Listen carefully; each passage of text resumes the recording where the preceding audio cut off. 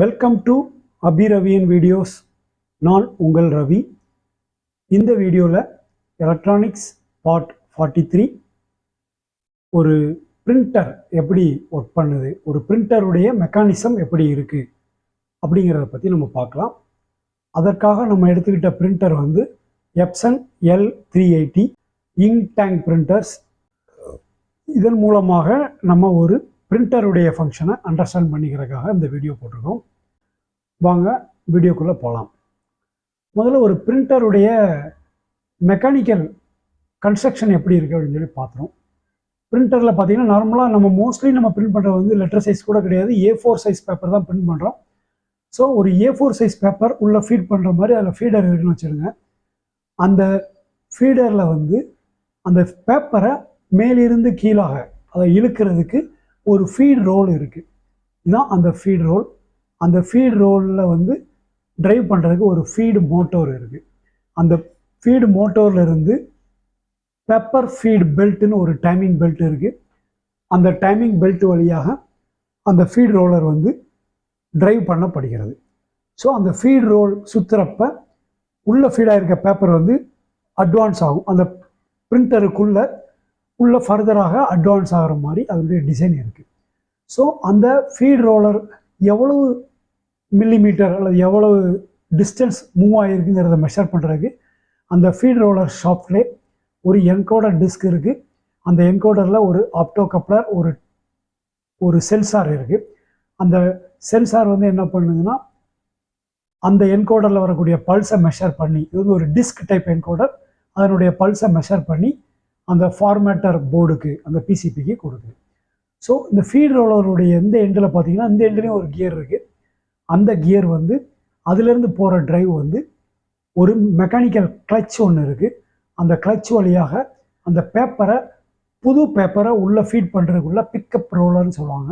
இந்த pickup roller அதற்கு கூட ஒரு ரேட்செட், இந்த செட்டப்பை ட்ரைவ் பண்ணுறதுக்கு இந்த கிளச் வழியாக ட்ரைவ் பண்ணுது.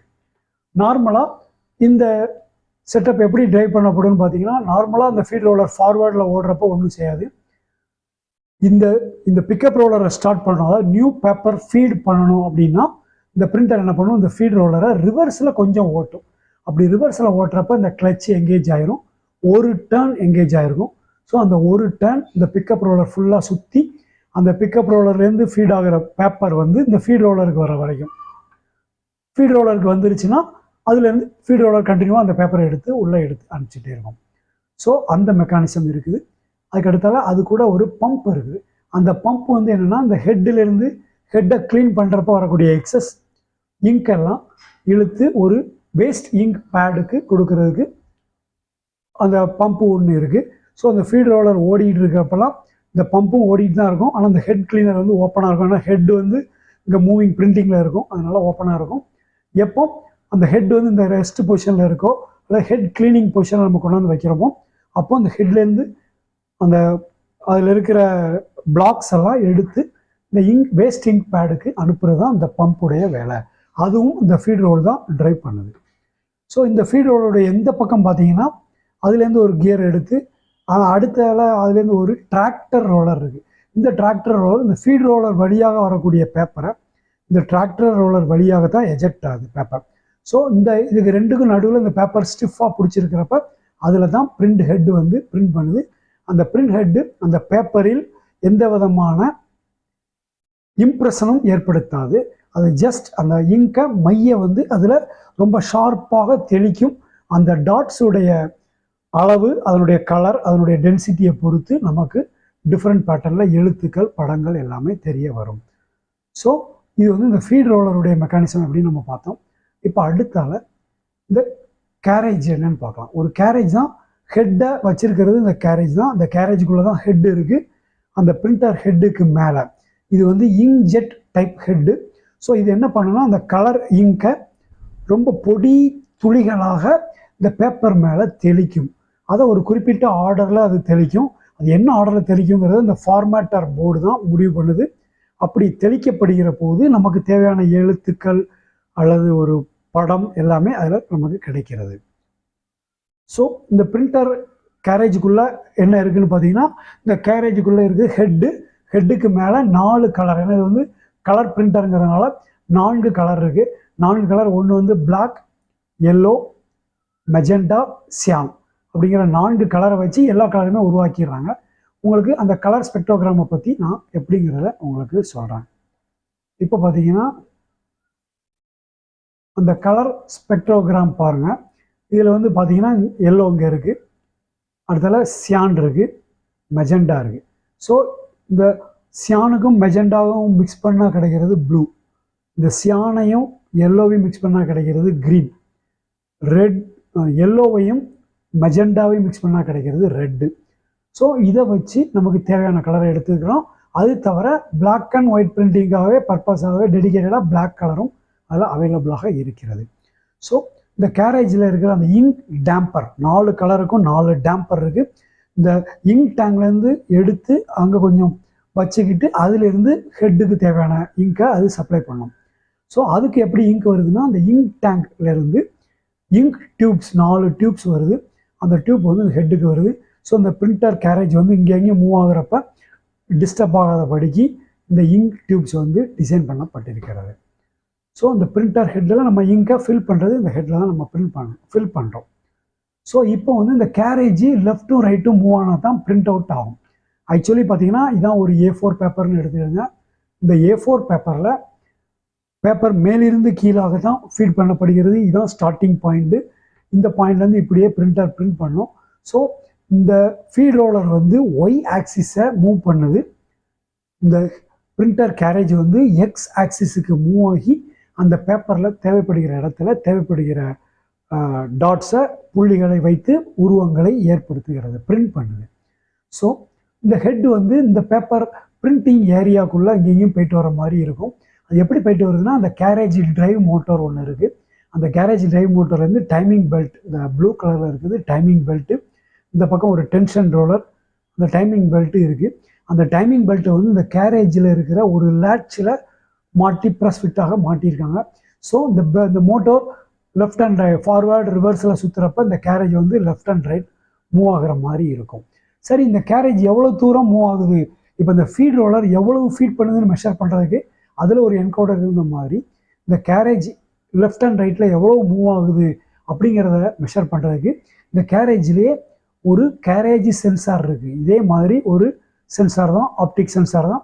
அந்த சென்சாருக்கு ரீட் பண்ணுறதுக்கு இதில் வந்து என்கோடர் டிஸ்க் இருந்துச்சு, ரவுண்டு டைப்பு.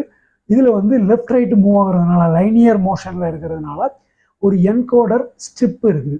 இந்த என்கோடர் ஸ்ட்ரிப்பில் இந்த கேரேஜ் சென்சார் மூவ் ஆகிறப்ப அதில் பல்ஸ் கிடச்சி இந்த கேரேஜோடைய ஹோம் பொசிஷன் எது பிரிண்டிங் ஸ்டார்ட் பொசிஷன், எது எண்டு அப்படிங்கிறது எல்லாத்தையுமே இந்த கேரேஜ் இந்த ஃபார்மேட்டர் போர்டுக்கு இந்த சென்சார் மூலமாக சிக்னலை பெற்றுக்கொள்கிறது.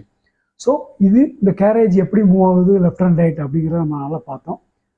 இப்போ இந்த ஹெட் கிளீனிங் எப்படி நடக்குது அப்படின்னு சொல்லி பார்ப்போம். நார்மலாக ரெஸ்ட் பொசிஷனில் இந்த ஹெட்டு இங்கே தான் இருக்கும். இதனுடைய ரைட் மோஸ்ட் பொசிஷனில் தான் அந்த ஹெட்டு இருக்கும். அப்போது வந்து இந்த ஹெட் வந்து இதில் உள்ள அந்த பேட் மேலே அமுத்தி இருக்கும். அதனால் ஹெட்டு ட்ரை ஆகாமல், அதில் எதுவும் ஆகாமல் அது பாதுகாக்கப்பட்டிருக்கும். நம்ம பிரிண்டர் ஸ்டார்ட் பண்ணோடனே இந்த ஹெட் வந்து இந்த ஸ்டார்ட் பொசிஷனுக்கு மூவ் ஆகி வரும். அதுக்கு இந்த கேரேஜ் டிரைவ் மோட்டார் மூவ் பண்ணும். அப்புறம் டேட்டா ஃபஸ்ட்டு பேப்பரை ஃபீட் பண்ணுறதுக்கு என்ன பண்ணுவோம், இந்த ஃபீட் ரோலர் கொஞ்சம் பேக்வேர்டில் மூவ் ஆகும். ரிவர்ஸில் மூவ் ஆகிறப்ப நார்மலாக இப்படி சுற்றுது, ஃபார்வேர்டில் சுற்றுறது கொஞ்சம் பேக்வேர்டில் மூவ் ஆகும். மூவ் ஆகிறப்ப இந்த கிளச் மெக்கானிசம் லாக் ஆகி இந்த பிக்கப் ரோலர் என்ன செய்யும், புது பேப்பரை இன்சர்ட் பண்ணும். அந்த பேப்பர் உள்ளே வரும்போது இந்த லிவர் டிடெக்டர்னு ஒரு சென்சார் இருக்குது. அந்த லிவர் டிடெக்டரும் ஒரு ஆப்டோ கப்ளர், அது வந்து இந்த போர்டுலேயே இருக்குது. அந்த போர்டில் இருக்கிற ஒரு ஆப்டோ கப்ளரில் பேப்பர் இருக்குன்னா என்ன பண்ணும், இந்த ஆப்டோ கப்ளர் வந்து ஃப்ரீயாக இருக்கும். பேப்பர் இல்லைன்னா இந்த லிவர் கீழே விழுந்துருச்சுன்னா, அந்த இடத்துக்குள்ளே பேப்பர் இல்லைன்னா இந்த லிவர் கீழே விழுந்துடும். அப்போ வந்து இந்த ஆப்டோ கப்ளர் வந்து பிளாக் ஆகிடும். ஆப்டோ கப்ளர் பிளாக் ஆகிறப்ப பேப்பர் மிஸ்ஸிங் அப்படிங்கிற சிக்னல் இந்த ஃபார்மேட்டர் போர்டுக்கு கிடைக்கும். ஸோ இப்போ இந்த ஃபீட் ரோலர் ஃபீட் பண்ணுது. ஃபீட் பண்ணுறப்ப இதில் பேப்பர் உள்ளே ப்ரெசென்ட் ஆயிடுச்சுன்னு இந்த லிவர் டிடெக்ட் பண்ணிடும்.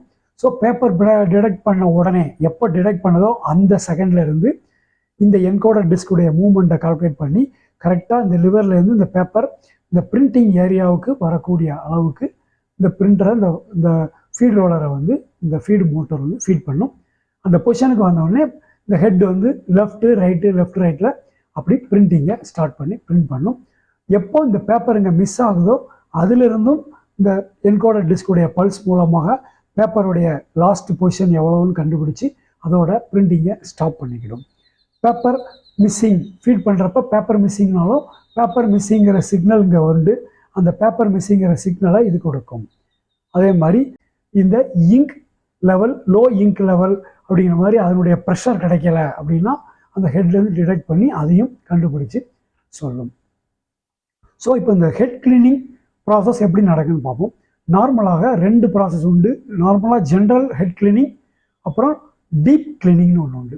ஸோ ஜென்ரல் ஹெட் கிளீனிங் வந்து நார்மலாக இடையில லேஸாக அந்த ஹெட்டில் ஏதாவது ஒரு சில இம்ப்யூரிட்டிஸ் இருக்குது பார்த்தீங்கன்னா அந்த ஹெட் கிளீனிங் அதுக்கு என்ன பண்ணணும்னா அந்த ஹெட் கிளீனிங் பொசிஷனுக்கு இந்த ஹெட் வந்துடும். இந்த ஒவ்வொரு ஹெட்டில் 4 பார்ட் இருக்குது. இந்த இப்போ பார்த்தீங்கன்னா பிளாக், எல்லோ, மெஜெண்டா, சியான் அந்த ஒவ்வொரு பார்ட்டாக அந்த ஹெட் கிளீனருக்கு நேராக வரும்போது அதுக்கு தகுந்தால இந்த கேரேஜ் டிரைவ் மோட்டர் வந்து அந்த கேரேஜை மூவ் பண்ணும். வரும்போது இந்த ஃபீட் ரோலர் ஓடி இந்த பம்ப் ஒர்க் பண்ணும். பம்ப் ஒர்க் பண்ணுறப்ப அந்த ஹெட்டுக்கு சர்ஃபேஸில் இருக்கக்கூடிய இம்ப்யூரிட்டிஸை பூரா இந்த ஹெட் கிளீனர் இழுத்து அதில் இருக்கிற வேஸ்ட் இங்கை பூரா எடுத்து இந்த பம்ப் வந்து இந்த வேஸ்ட் இங்க் பேடுக்கு தள்ளிடும். அதன் மூலமாக ஹெட் வந்து கிளீன் செய்யப்படும். அதே டயத்தில் பவர் இங்க் கிளீனிங் இருக்குது. அந்த பவர் இங்க் கிளீனிங்கில் என்ன செய்யும்னா இந்த பிரிண்டிங் மெக்கானிசமும் பர்டிகுலராக அந்த இங்க் ஜெட் மெக்கானிசமும் ஒர்க் பண்ணும். இந்த பம்பும் சக் பண்ணும். ஸோ ரெண்டும் சேர்ந்து அந்த ஹெட்டில் வந்து இங்க் அதை க்ளீன் பண்ண புஷ் பண்ணும். கீழே வந்து அந்த பம்ப் ஒர்க் பண்ணுறப்ப செக்ஷன் இருக்கும். ரெண்டும் சேர்ந்து அந்த ஹெட் இன்னும் மோர் பவராக க்ளீன் பண்ணும். இப்படி தான் அந்த ஒரு ஹெட் கிளீனிங் ப்ராசஸும் அதில் ஒர்க் பண்ணுது.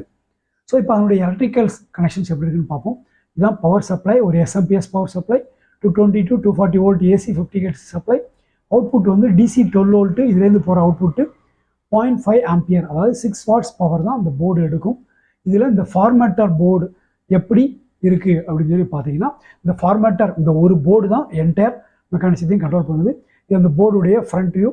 இதில் பார்த்தீங்கன்னா இது வந்து பவர் சப்ளை, அதனுடைய பவர் சப்ளை. அந்த பவர் சப்ளை அந்த இதுலேருந்து வரக்கூடியது நம்ம எஸ்எம்பிஎஸ்லேருந்து வரக்கூடிய சப்ளை இந்த சாக்கெட்டுக்கு வருது. அப்புறம் அதில் வந்து ஒரு யூஎஸ்பி போர்ட் இருக்குது. இந்த யூஎஸ்பி போர்ட் வழியாகத்தான் இந்த இதுக்கு பிரிண்டர் கம்ப்யூட்டர்லேருந்து வரக்கூடிய சிக்னல், கம்ப்யூட்டரோட உள்ள கம்யூனிகேஷன் எல்லாமே நடக்கிறது. அடுத்தாப்புல அந்த ஃப்ரண்ட்டில் இருக்க கண்ட்ரோல் பேனலுக்கு இந்த சாக்கெட்லேருந்து போகக்கூடிய ஒரு ஃப்ளாட் கேபிள் தான் இந்த கண்ட்ரோல் பேனலுக்கு போகிற கனெக்ஷன். இது வழியாக போகுது. இது வந்து ஸ்கேனருக்கு போகக்கூடிய ஃப்ளாட் கேபிள் இந்த சாக்கெட்லேருந்து போகுது. நம்ம இந்த வீடியோவில் நம்ம ஸ்கேனரை பற்றி பார்க்கல, ஒன்லி பிரிண்டரை பற்றி தான் பார்க்க போகிறோம். அதனால் அதை நான் உங்களுக்கு ரொம்ப டீட்டெயிலாக எக்ஸ்பிளைன் பண்ணல.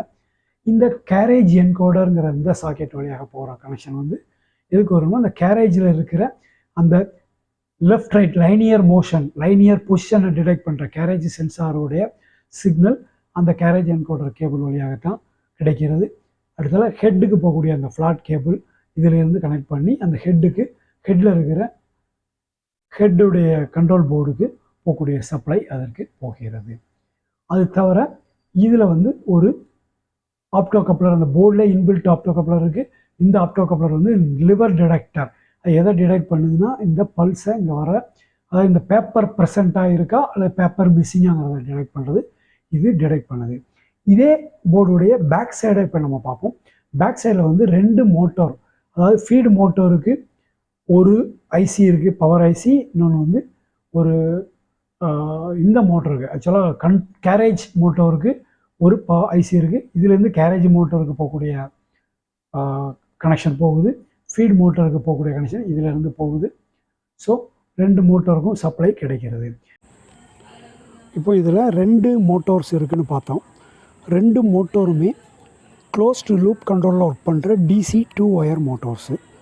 ஸோ அதுக்கு கொடுக்கக்கூடிய டிசி சப்ளையை பொலாரிட்டி மாற்றி கொடுப்பதன் மூலமாக அந்த டிரைவர் ஐசி அந்த 2 மோட்டரையுமே ஃபார்வேர்ட்லையா ரிவர்ஸ்லையா அப்படிங்கிறத முடிவு பண்ணிக்கிடுது. அந்த டிசி வோல்டேஜோடைய அளவை கூட்டி குறைப்பதன் மூலமாக என்ன பண்ணுதுன்னா அதோடைய ஸ்பீடை கூட்டி குறைச்சி கொள்கிறது. ஸ்லோ அல்லது ஃபாஸ்ட் அப்படிங்கிறத ஸ்பீடையும் கண்ட்ரோல் பண்ணிக்கிடுது. இது வரைக்கும் இந்த வீடியோவில் ஒரு இங்க்ஜெட் பிரிண்டருடைய மெக்கானிசம் எப்படி ஒர்க் பண்ணுதுங்கிற பற்றி நம்ம டீட்டெயிலாக பார்த்தோம். இந்த வீடியோ உங்களுக்கு பிடிச்சிருந்தா லைக் பண்ணுங்கள், கமெண்ட் பண்ணுங்கள், ஷேர் பண்ணுங்கள். இது வரைக்கும் எங்கள் வீடியோ நீங்கள் சப்ஸ்கிரைப் பண்ணிடலாம்னா மறக்காமல் சப்ஸ்கிரைப் பண்ணிவிடுங்க. தேங்க்யூ ஃபார் வாட்சிங் அபிரவியின் வீடியோஸ். Thank you very much.